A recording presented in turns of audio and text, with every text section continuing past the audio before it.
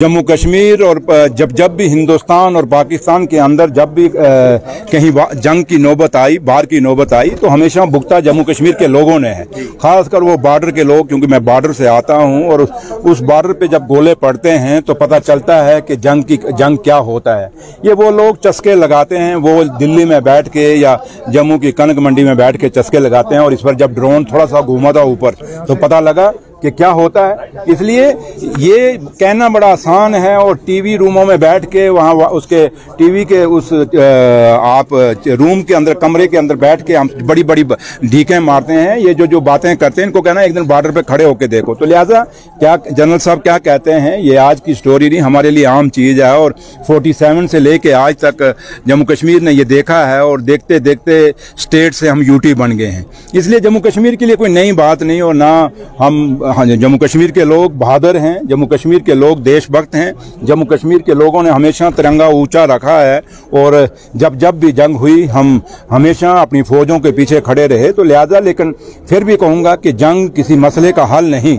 अगर इंडिया की टीम पाकिस्तान के टीम के साथ खेल सकती है, और अगर अफगानिस्तान का फॉरेन मिनिस्टर यहाँ आ सकता है, उससे बातचीत हो सकती है, तो फिर हम पाकिस्तान से बातचीत करने में हमें हर्ज क्या है।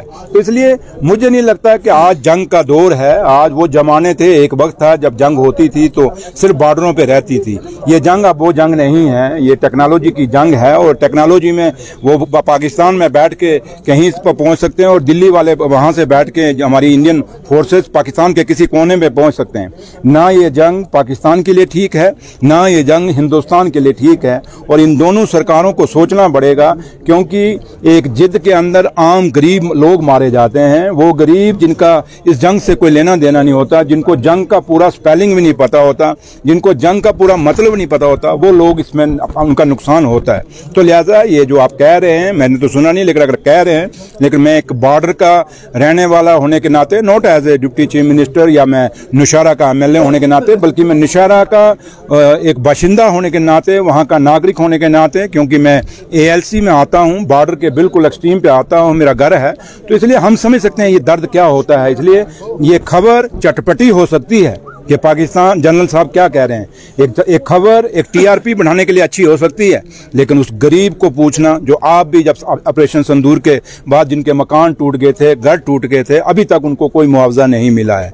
उनके बच्चों को जिनको जख्मी हुए उनको क्या मिला है। इसलिए जिस तन लागे वो तन जाने, क्या जाने पीर पराई। तो इसलिए ये बातें बड़ी जंग हुआ सर, अभी भी बैंक इनकम, आप दुआ ये करें कि जंग ना हो, और जंग कोई अच्छी चीज़ नहीं है, जंग नहीं होनी चाहिए। आप यही दुआ करें। और जहाँ तक बंकर का ताल्लुक है, ऑनरेबल होम मिनिस्टर साहब हिंदुस्तान के, उन्होंने वादा किया है कि हर घर में हम बंकर देंगे। आज भी ऑनरेबल MLAs ने जो बॉर्डर के हैं, उन्होंने वहाँ इशू रेज किया था कि हमें बंकर चाहिए, इंडिविजुअल बंकर चाहिए। जिस साहब ने कहा कुछ बंकर आए हैं, तो लिहाजा मैंने कहा कि जब जंग आती है तो उसमें हमें याद आता है बंकर की। जब फ्लड आता है तब हमें याद आता है कि नहरों को मजबूत किया जाए, दरियाओं को मजबूत किया जाए। क्यों ना इसका बंदोबस्त हमेशा के लिए किया जाए, पहले से किया जाए। इसलिए मसले बातें बड़ी हैं, लेकिन मैं इतना जरूर कहूंगा कि आप यही दुआ उस रब से जिसको हम मानते हैं, चाहे हिंदू जिसको मानता है, मुस्लिम जिसको मानता है, सिख जिस रब को मानता है, यही दुआ करिए कि जंग कभी ना लगे। ये जंग बर्बादी का नाम है, ये जंग घरों के घर तबाह करने वाला होता है। इसलिए मैं तो कभी भी नहीं चाहूंगा कि जंग हो। Being resident of